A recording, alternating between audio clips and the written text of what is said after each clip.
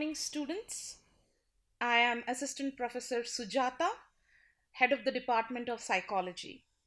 So, here we are today to get acquainted with the realm of psychology. Well, psychology is a very fascinating word. The moment you come across this word psychology, from a layman to an expert, everybody is fascinated with this one word psychology. Why? Well, if you want to find a reason behind someone else's behavior, whether that behavior was normal or abnormal, you have that inclination or you have that interest to know about people, and more than that, to know about your own self because you are a human being as well. At times, when we come across people indulging in array of antisocial behaviors, from criminal activities to day-to-day activities like mild lying in order to get away with a particular task, or when we come across pro-social behaviors, like very recently when we had the COVID-19 pandemic attack all over the globe, you have come across so many philanthropists coming forward, thinking not for a second and reaching out to people who need help. Example, one of our own actors, our celebrities, or our Bollywood actors, Mr. Sonu Sood, who went out of his way to help people. Now, that's a behavior, that's what we are marking over there. So each time we come across this kind of antisocial behaviors or pro-social behaviors, we are literally fascinated to know what prompts a human being to think and act in a certain way. What is it that behind the human capacity that makes the human beings to indulge in a certain manner? Well, the answer is psychology. But before we get into the subject matter, as you can see on the slide that is appearing right on the screen, I have placed three slides on this particular picture where it says soul, mind and body and behavior. Now let me get you acquainted with this three concepts that I have placed.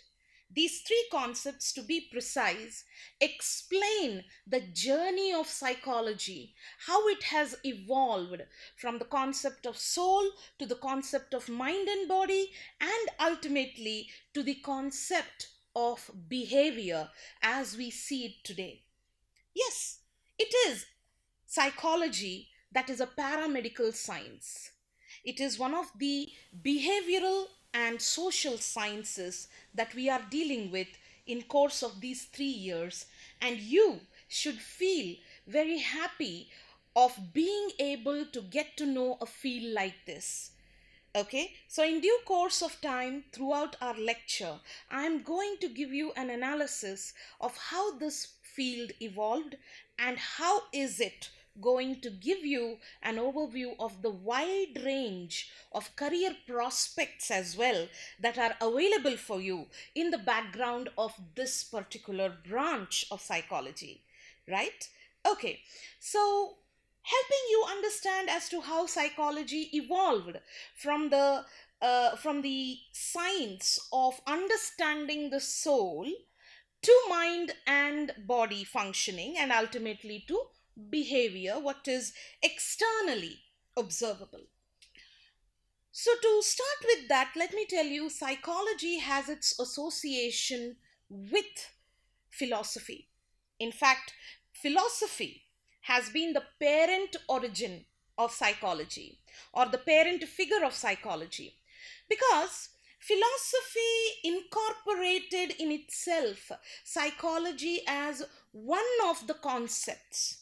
And as you can see on the next slide, okay, psychology, as long as it was associated with philosophy, it was just given a very general view or a general vision, because philosophy in itself is an extensive, elaborate, scientific understanding of human purpose in life. Okay, so it could not give psychology the kind of acknowledgement, the kind of identity that psychology actually claimed as a behavioral science. So, in that scenario, what happened was we could not actually see the psychology being as an independent scientific identity until the mid of 19th century, because the mid of 19th century was a great transformation and a transition year in the area of science and technology, in the area of renaissance and all the revolutions that were happening in the academic level, at the literature level, as well as the science and technology, motivated many young philosophy students. And back then, those days, philosophy students used to study multiple subjects altogether. They were not like you and me who could major in one single subject for our entire period of time. So they used to test their efficiency with different subjects, with different concepts. Okay, so most of the philosophy students who were fascinated by the word psychology in philosophy were from the background of medical sciences, biology, physiology. Okay, and some of them were even scientists as well. So, why am I telling you all these things? Because it is this scientific bent of mind which made some of the pioneers who were very fascinated by the word psychology and how it was being overmasked by philosophy, and realized that as long as psychology remains within the realm of philosophy, it will be considered as the study of soul, which is so abstract. What about our day to day activities? How we think, how we react, how we experience the stimulus, and how we respond to the stimulus. How about all these activities? How do we do them? Is that not important to understand? Rather than talking about an abstract concept like soul. So, probably at that point of time, it was necessary to bifurcate psychology from philosophy. Because, as you can see on the coming slide, philosophy was all about giving you an overview of how a human life is to be led. It is more comprehensive, and it believed in answering, of course, various various questions through empirical methods. Philosophy focused mainly on concepts like metaphysics. Now, what is metaphysics? Metaphysics is the knowledge of abstract things. Like, for instance, if you want to know the the concept of your own being, your own existence, that is a concept of metaphysics, which is very abstract. If you want to talk about something like time in relation to space, now, how do you do that? You can only experience the time aspect with the space. You do not. Metaphysics, basically through philosophy, deals with concepts that cannot be explained using object materialistic world related concepts or objects in the materialistic world. It is something which is more conceptual in nature. So, metaphysics is again over here goes to say things that you can only subjectively develop an opinion about it. But objectivity, human behavior, is very subjective, as well as it can also be analyzed objectively. So, the behavior concept, the importance of mind, was missing in that field, which was a part of psychology. Yes, of course, philosophy did speak about consciousness, higher consciousness, and all of that, but it had certain drawbacks due to which psychology has to emerge as a scientific field. Then, philosophy used to focus on epistemology. Now, what is epistemology? Now, epistemology is the philosophy of your own knowledge. How do we what is knowledge basically? How do we consider knowledge?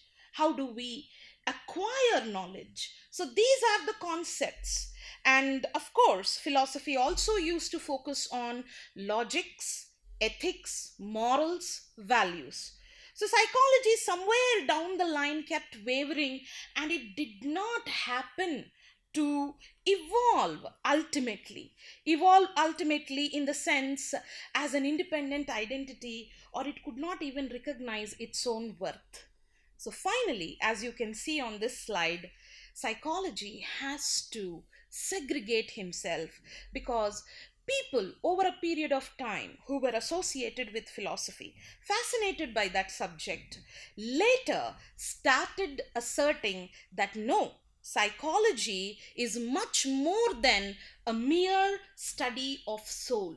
Psychology is a science which attempts to understand and reason how human beings behave and why human beings behave the way they behave, which was certainly an entire independent branch of knowledge. And of course, very empirical in terms of its research, and also very scientific in its own nature, right? Okay, so now let us define the word psychology. Now, how is psychology defined? Okay, before we go to the definition, there was one important person. Of course, there were many people who were instrumental in giving psychology a distinct identity, but it was one eminent personality who is actually known as the proponent or the father of experimental psychology, and that was William Wundt. William Wundt happened to be a professor in Germany, and he is known for his versatile thinking and efforts in helping psychology gaining its own status, okay, as a scientific branch. And what did he do? So William Wundt firmly believed that psychology cannot be a part of philosophy. So he implemented his idea and practically made it possible by establishing the first psychological laboratory in a place called Leipzig in Germany. And during this particular point of time, it became a change of thought in many people across the globe. Okay, way back in the mid 19th century, he has developed this laboratory in Leipzig, Germany, and he used very modern scientific methods like introspection. Okay, and he used the concepts like consciousness of the mind, what is the structure of the mind, and therefore his school of psychology came to be known as structuralism. So this man, you can say, is pioneer in attributing to the scientific emergence of psychology as an exclusive branch of knowledge that goes to study human mind. Now, until then, it was only human mind. Then there was another school of psychology. Now, this development was happening in Germany. In United States of America, okay, where Americans are, they're very fascinated by any new concept that comes into the universe. So in America, another famous personality by the name William James, he was the proponent of functionalism.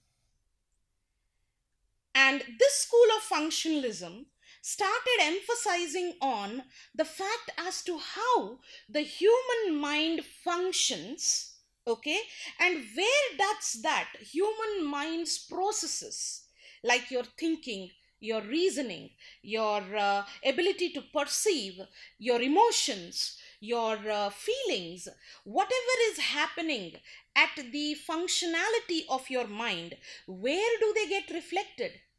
Obviously in your behavior. So, functionalists, though they did not coin the word behavior, because the word behavior to attach it to psychology came much later to that. Functionalists started analyzing what is the function of the mind, because mind is not just about structure. Mind is an organism. A mind is a mechanism which is superficial in nature. You cannot actually touch the mind, or you cannot you just cannot physically feel the mind, but you can experience your mind. So how does the mind functions? Is it only a structure, but does it have any functional role? Because human beings are constantly indulging in thinking and engaging in action. So there is some role of the human mind. And how does the connectivity between the mind and the body take place? Now that became another third movement of psychology.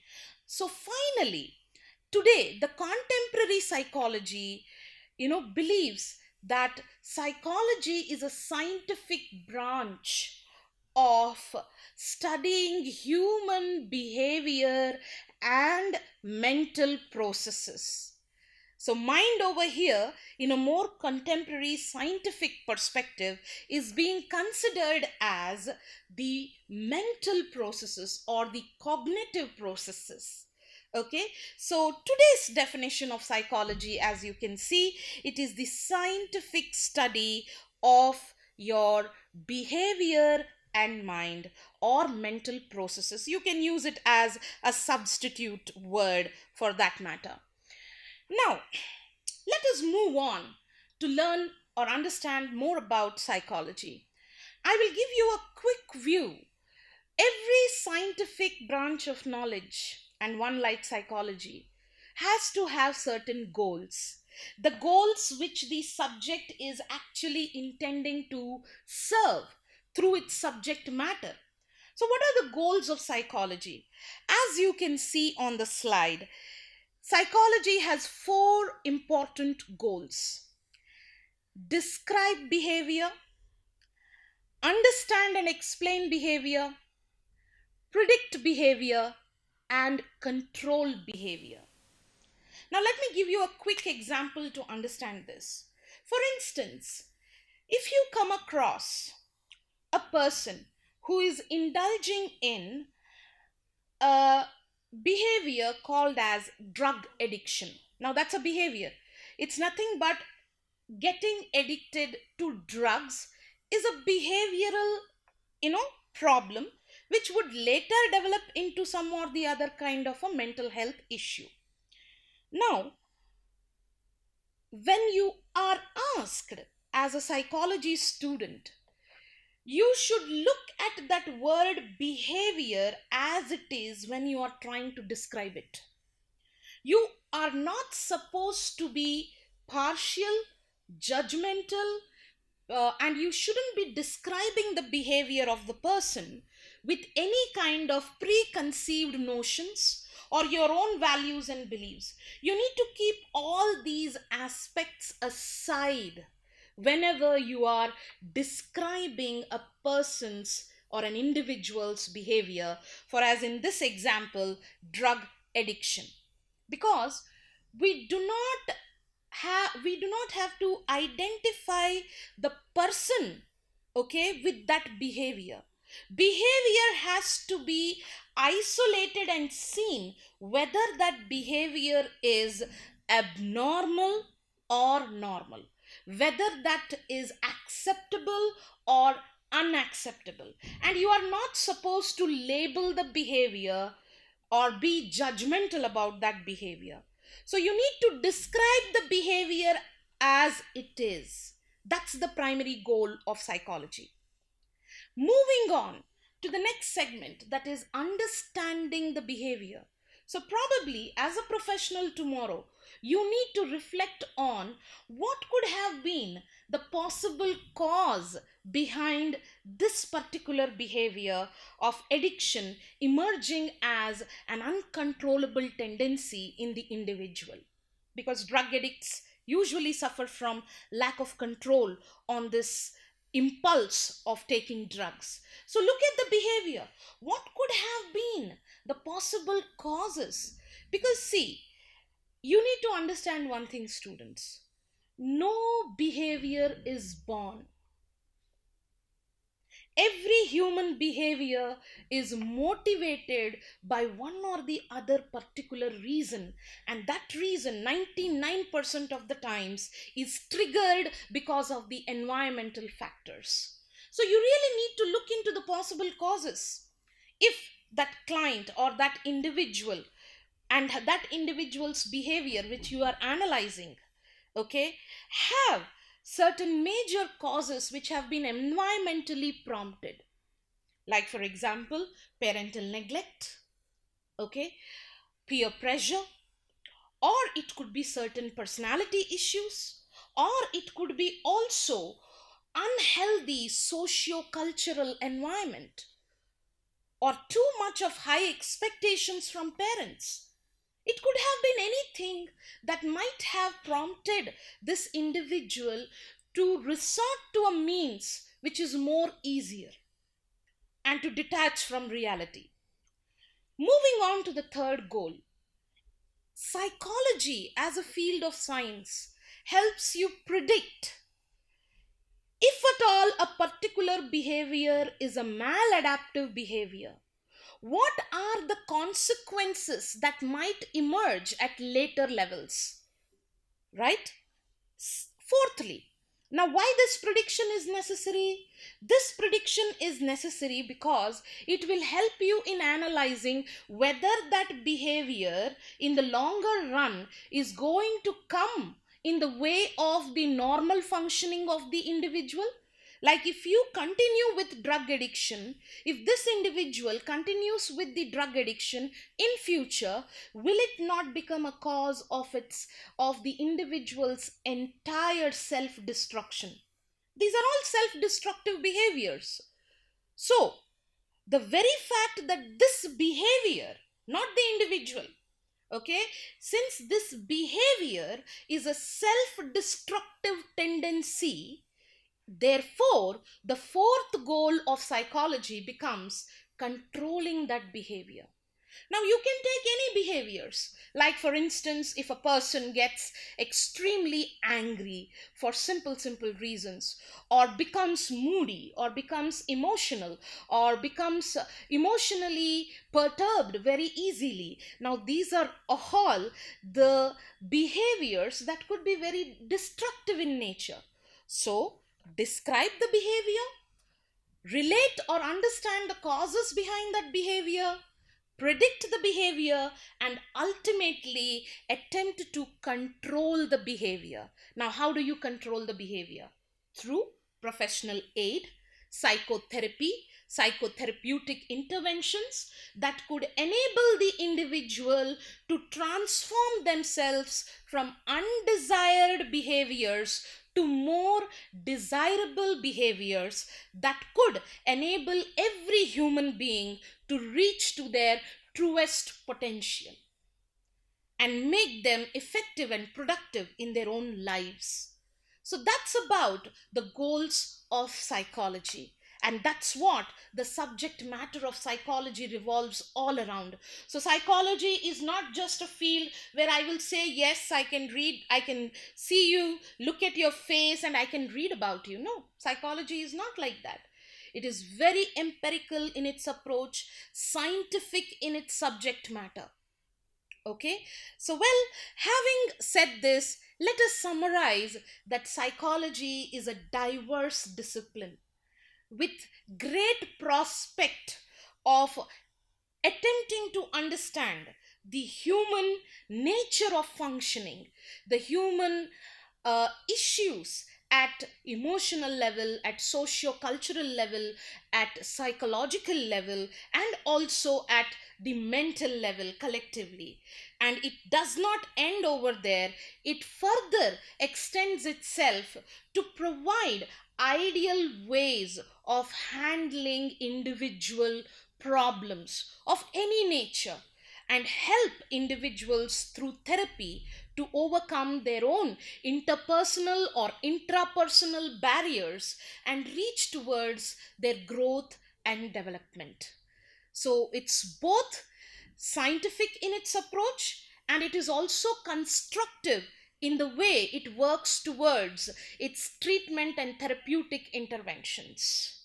Right? Okay, so now we move on to the next important segment of our discussion today, that is the scope of psychology. Now, as you can see, the scope of psychology, if I say, show me one area where human behavior is not involved. Every realm that is associated with the world, global world around us, from industries to schools, from political systems to global economic issues to day-to-day interactions.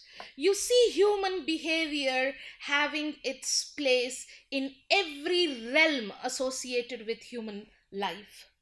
So that could clearly give you an indication the scope of psychology being very vast. And since psychology deals with human mind functioning and behavior, mental functioning and behavior, of course, psychology has a very vast scope in terms of its practical applicability. So that's how we need to now get to know what is the scope of psychology. So as I show you in the next slide, the evident highlighting factors that go to highlight the scope of psychology. First of all, psychology helps you. Do you know what it helps you in first?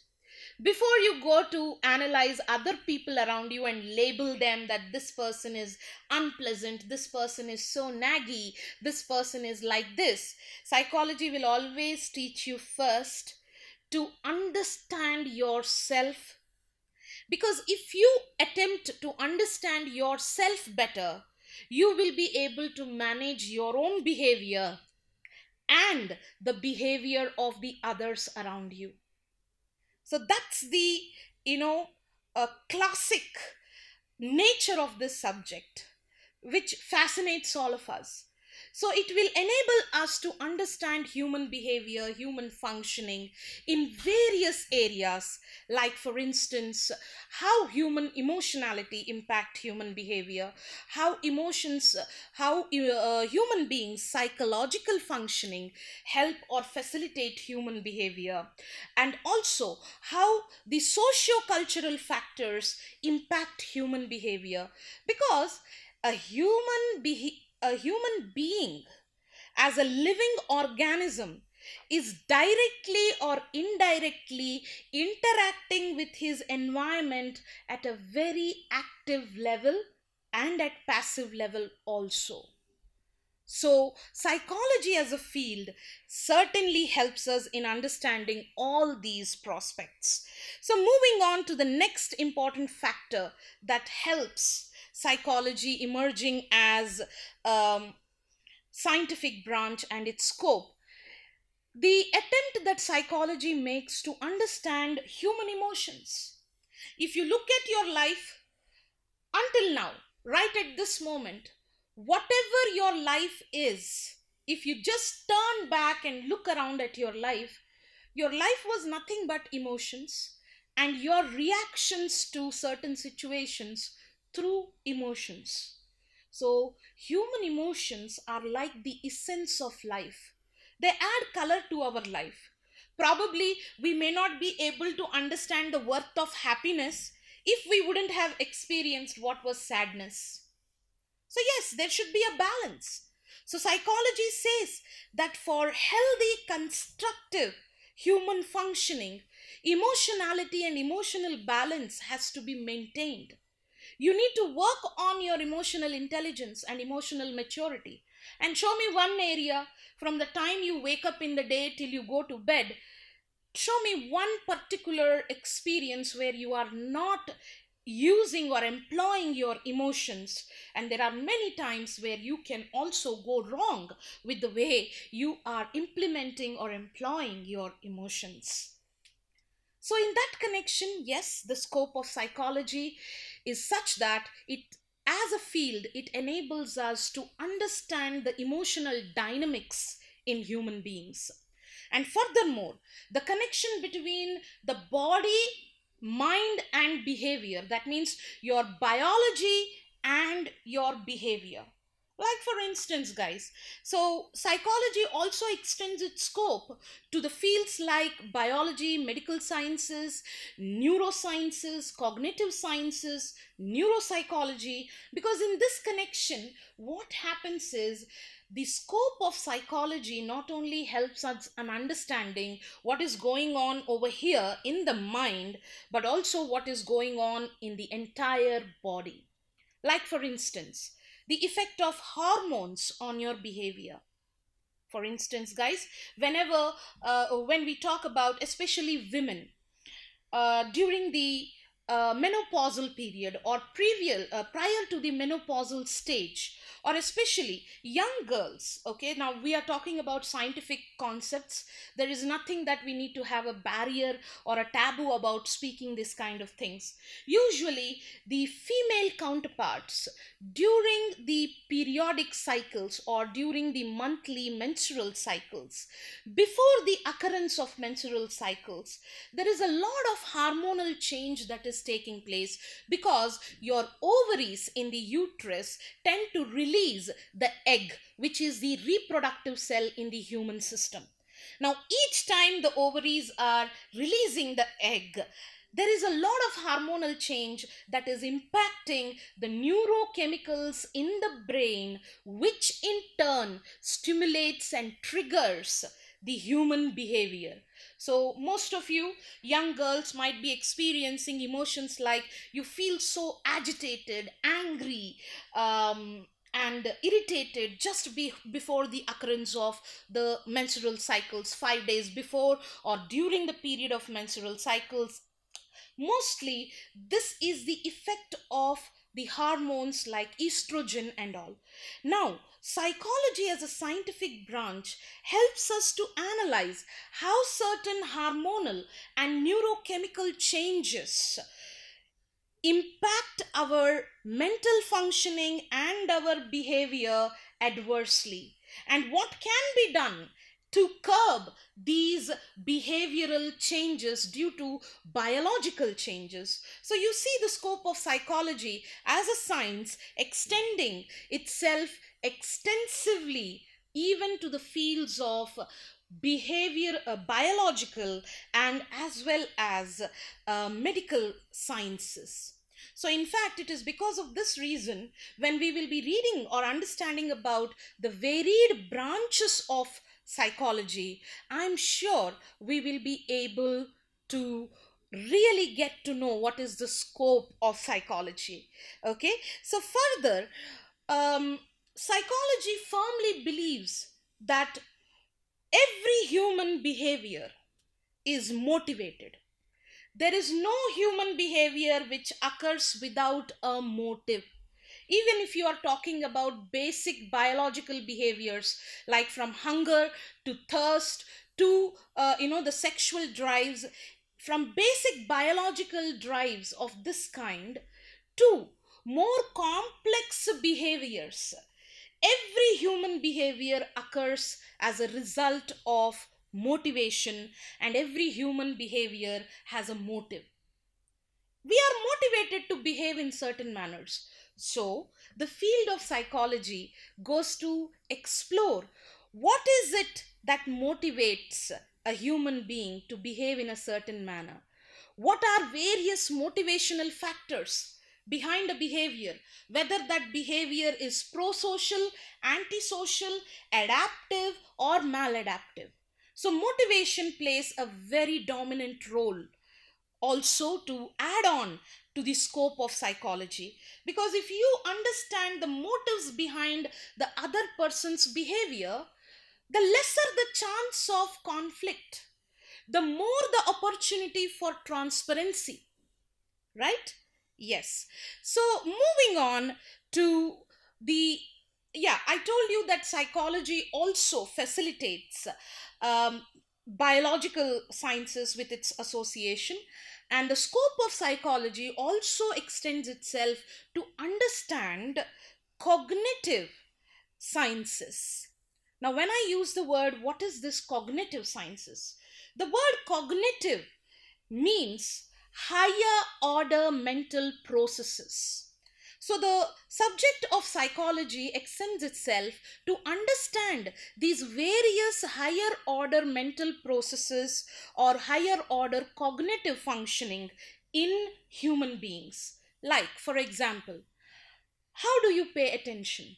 What is your attention time span? Okay, how do human beings perceive the world around them? How do individuals, human beings, develop or enhance information and experience that information and store it in their memory? How do human beings, being the superior organisms on this entire globe, which at times act with less presence of mind, of course, we cannot deny this fact, okay, being the most superior organisms at intellectual level, how do they utilize their intelligence? How does intelligence in human beings function? And other exceptional ability in human beings is verbal ability, language formation. Then, how do human beings indulge in problem solving? Because from the day you step out of your house, you enter into the world around you. From then onwards, what are you doing? At every step, you are using your intelligence and solving problems. So, a field like psychology helps you in exploring all these aspects of human mental functioning. And not only that, it tries to discern as to what are the issues with these mental functioning and what happens if there is any kind of a mental dysfunction. Now, that knowledge is very necessary, right? And that knowledge is necessary for one particular reason, that is, you as a human being has to reflect on your state of mental functioning, because if you take care of your mental health, you will be taking care of your overall well-being. So it emphasizes on the uh, connectivity between psychology and the cognitive abilities in human beings, so that the overall functioning of the human being can be improved through this knowledge if at all there are any issues. Okay, yes, moving on finally towards the subfields of psychology.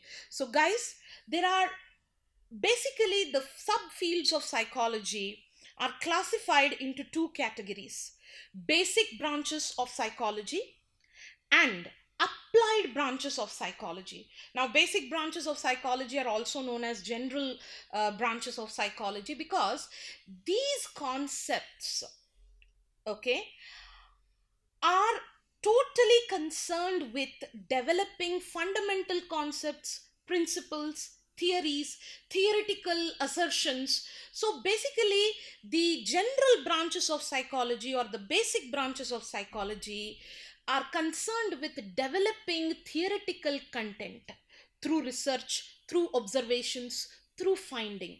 So you will find all of these branches of psychology in the form of documented books, written books. But this fundamental knowledge of basic branches, when it is taken to the real world and is practically implemented for the benefit of human beings, it becomes the applied branches of psychology, right? So every applied branch of psychology, as you can see on the slide, has evolved from the basic branches of psychology. It means they have taken their raw material or the substance from these basic branches, right? So we have happened to discuss all these basic branches of psychology widely and vividly during our classes, but now I will just give you an outline overview of each of these branches. So let's start with general psychology. So general psychology is like the fundamental introductory level psychology, where you are acquainted with different concepts that are famously that are more noted, very significantly applied in the field of psychology.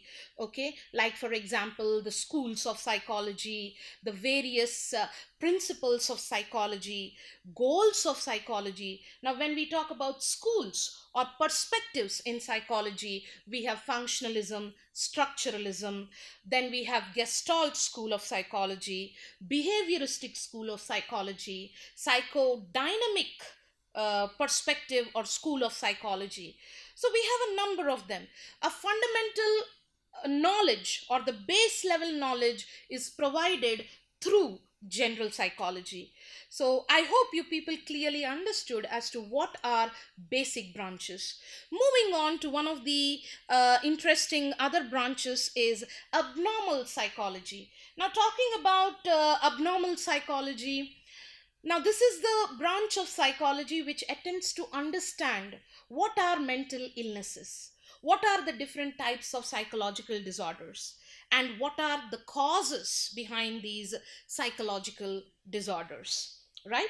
Okay, so you can see adjacent to abnormal psychology, towards the applied branches, you find clinical psychology to be the first one.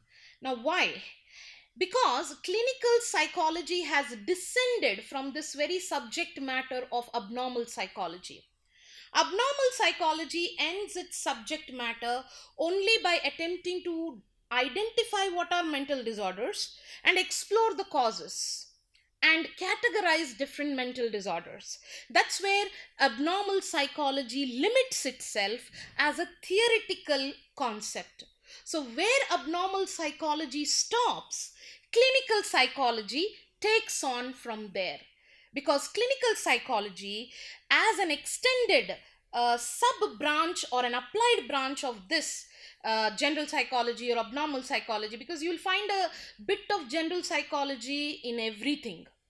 Okay, so the branch of uh, what you call it as clinical psychology is not only concerned with identification of disorders, diagnosis of mental disorders, and also it is concerned with the treatment of mental health issues using psychotherapeutic techniques. So I hope you people are able to clearly understand the distinction between basic branches and applied branches of psychology. Now, moving on to, you could have really been able to understand what is cognitive psychology and biological psychology. So, in the next session, we will be discussing a little bit more about the scope and definitely about the perspectives in psychology. So, thank you. Looking forward to see you in the next session, session 2. Have a great day. Thank you.